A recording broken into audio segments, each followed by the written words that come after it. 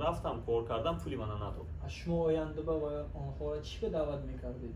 این چی و شما من دعوت به اون میکنم که اول اون کی مثال زبان رو باید دونم.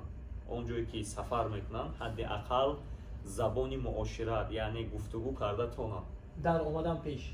از اومدن پیش گفتگو کرده باید تونن روسی گپ زدن. بله روسی گپ زده تونن. دوم اینکه یگان هنر داشته باشن. سوم اینکه زود باور شدن لازم نیست. برای اون که منتالیتی اونجا دیگر هست، منتالیتی اینجا دیگر هست. زود باور شدن این مثلا یک اشتباهی کلان می شود. بین آنها یک اشتباهی کلان می شود که دیگر البته وقت میگذارد، ساعت ها میگذارد، مثلا با اشتباه ها گذشته می رود، با خطاگی ها، همین خطاگی هایی که میکنن زبان نمیدونن یا یگان هنر ندارن، اشتباه بالای اشتباه شده گذشتن. اکنون بربر که هنر نباشتن بسیار بد میکنه هر دعوت و هر ازبکستان، تاجیکستان. هنر نبودن کتی ما شما یگان خیلی فایده یگان خیلی کمک کرده میتونید که باید بیان اصلا راستی گپ مردمی که اکثریت مهاجرانی که مهاجرت میکنن یعنی ایمیگری روی دانی اکثریت آنها برای یافتن یک برده نام میآیند، برای پول کار کردن پول میآیند، نه اینکه مثال آمده نه آمده مثال زبان آموزند. اکثریت نمیخواهند که در زبان آموزند. در اینترنت میشینن فقط یک کنسرت تماشا میکنن، یک کینو تماشا میکنن. یگان وقت من خیلی کم دیده میشود که مثلا مهاجر کتاب خونده باشد، مهاجر یگان علم آموخته باشد، یگان کروژوکو رفتگی باشد، علم آموخته باشد. خیلی کم هستند. برای اینا کردن باید که از دولتی که میبیان همون دولت دارا باید که هرچی پیش از آمدن ریشه پرابلم رو مثال کوتاه کنم. ریشه هرچی حدی اقل یگان هنر نداشته باشدم، حدی اقل باید که زبان رو دونم. مالش هنر ندارد با اینجا میبیاید مثال یاردم چی میشود، فلان میشود، بسمدا میشود، یاد میگیرد.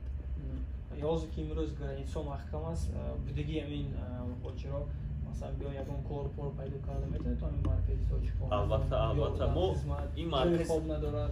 این مرکز چنین مرکز است که نه تنها برای تاجیکستانی یا تاجیکان و تاجیکستانی بلکه تمامی آن مردمی که احتیاج به کار دارد، کارکوب است، این مرکز فرق ندارد. تمامی مردم آسیای میانه، اون طرف افغانستان باشد، این طرف مثال اوکراین باشد و دیگر دولت ها نزد ما چخیل میآیند. نزد ما شخصیت های میبینند، شخصایی میبینند که مثال کار میدهند، شخصایی میبینند که کار میدهند، کار دهنده هستند، یعنی رباطدار هستند، میگویند که آدم با ما در کار.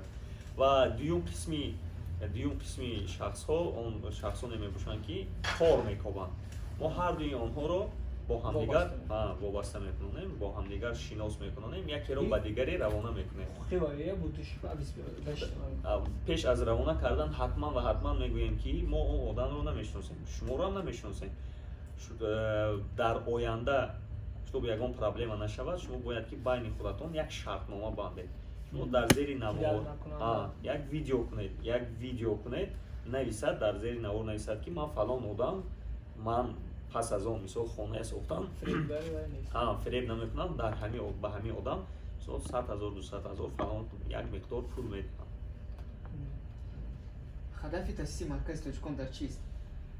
هدف تأسیس مرکز تاجیکان این اول هدف اون است که سرجم کردن مردمی پریشان است. دوم اینکه تا که بدانند تاجیکان بدانند که یک تکیهگاه دارند که همه وقت درهای ما گشوده است برای تمامی اون ملتی که مثلا با مشکلی دچار شده است، میتوانند که بیایند، میتوانند که کنسولتاسیون حقوقی گیرند. برای چی ما فقط روانه کرده میتونیم که فلان جا نرفت، فلان جای دیگر رفت، اونجا نرفت، اینجا رفت، فقط کرده میتونیم. بسیار این دوم هدف است. سوم هدف این که با جای کار تامین کردن. چهارم هدف این که مثلا حقوقهای آنها را حمایت کردن است و غیره ها. муҳоҷирон мебиёянд кати ягон проблема. Правильно ман мефаҳмам? Шумо мегирем ва кӯрошона и катишон мерем ёрдам метиҳем. Именно, например, выдворение, запрет, мебинем на каком основании ёрдам метиҳем. Штрафы. Правильно понимаю? Ҳамин савол кати шумо катишон ёрдам метиҳем. В основном. Мумкин спокойно омадан шумо гуфтанд. Ман хеле на танҳо барои чӣ мисол муҳоҷироне ҳастанд ки мисол ягон сарпаноҳ надоранд, хона надоранд, ҷо надоранд, мондагианд, дар балниса ҳастанд, дар милисахона ҳастанд, дар прокуратура ҳастанд, бегуноҳ ҳастанд, бепул ҳастанд, ба онҳоям ҳаракат мекунем. ҳарчи ҳаракат мекунем ки аввал ки мо исбот мекунем ки ҳамин вақте ки муроҷиат мекунад бо ҳар гуна роҳҳо исбот мекунем ки то ки ҳамин гуфтаи онҳо фактами ки ягон асос дошта бошад. асос дошта бошад дар ҳақиқат ҳамин мардак фарзандаш мисол дар балниса хоб аст. дар ҳақиқат духтур ҳамин қадар талаб дорад. Дар комментариҳо хондем ки бисёр бало менависанд ки што ино худошонро кидат мекунанд, худошонро фирибгар ҳастанд. ин чиро ба чӣ хел мекунед? ин он конкуренти шумо ҳастанд ки ранги? Не, не, ин миллатпарастӣ нест. Ин аз як ҷиҳат ин як рашк аст. рашку ҳасуд аст. ҳамхели одамо табиатан ҳамхели ҳастанд ки баъзе одамо ҳамхели табиатан ҳамхели ҳастанд ки як касро дидан намехоҳанд ва наметавонанд дидан намехоҳанд ва наметавонанд дидан. ин як кори оддӣ аст. ба инҳо мисол аҳамият додан ям як хатогӣ аст. аҳамият намедиҳем.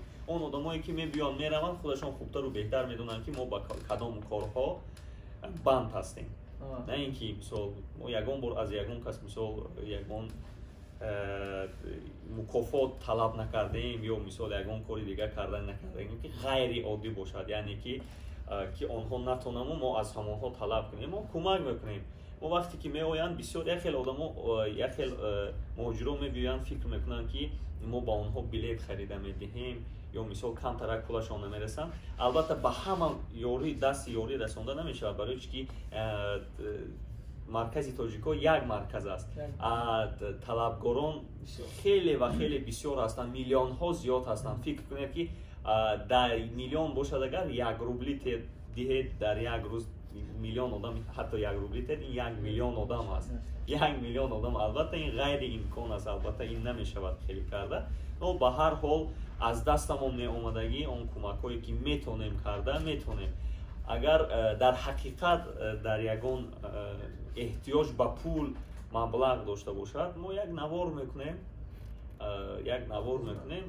аз ҳамин марказ навор мекунем ки ҳамин одам дар ҳақиқат муҳтоҷ аст ва ҳамин номерои картаи банкӣ ва ҳамин номерои худаш аст. марҳамат касе ки мехоҳад ёрдам кунад, кӯмак кунад, ёрдам кунад, марҳамат мекунад. мардум бисёре хеле омада мераванд. дар фейсбуки ман ҳаст чандин наворҳо ҳаст ки ман аз мардум кӯмак талаб кардагиам ва ноумед рафтагӣ нестам. мардум аз ин марказ ноумед рафтагӣ нестанд. ҳамин фикри шумо чӣ хел аст? ҳамин тоҷик мебиён кор мекунанд, ин тоҷик кидат мекунанд дар стройка, дар ҳар хел коро. ин чӣ хел ҳамин чизо ки шумо стамокис мекунед? хеле бисёр ҳар рӯз мо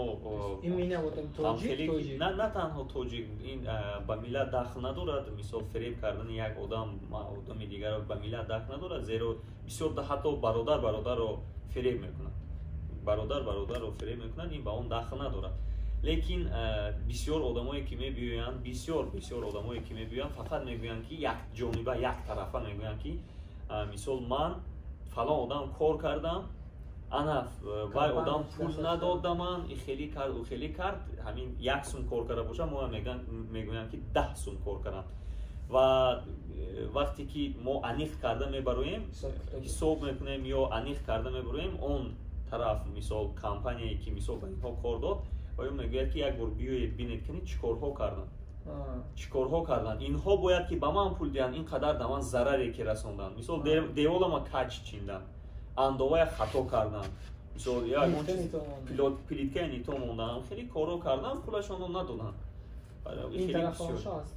барои мо аввал аз ин тарафам гӯш меандозем, зарани мегӯем ки биё ки аз ту гуфтӣ гуфтӣ аку мо бояд ки вайам шунавем канӣ вай чӣ мегӯ ту ҳар чӣ гуфта метавонӣ чизе ки ба калат мегӯяд мегӯӣ мо акнун аз дигар ҳисоботи худатон ба ақли худатон тарозу монда истода тарозу монда барои чӣ ки вақте ки одам назди мо мегӯяд ӯ танҳо мегӯяд мо ба он одаме ки мисол кидат шуда мегӯем ва одамаш намебиёд ки ман кидат кардам гуфта намебиёд вақте ки мо ба вай телефон мекунем бисёри вақт мепурсем мегӯяд ки мисол девол қат шуд девола ман аз аввал кардам мисол ягон кори дигар факт ки доказат мекунам пас аниқ карда баъд қиёс мекунем хай дӯстон бо ҳамин саволотон бошад ҳам деги навор нестон комментаро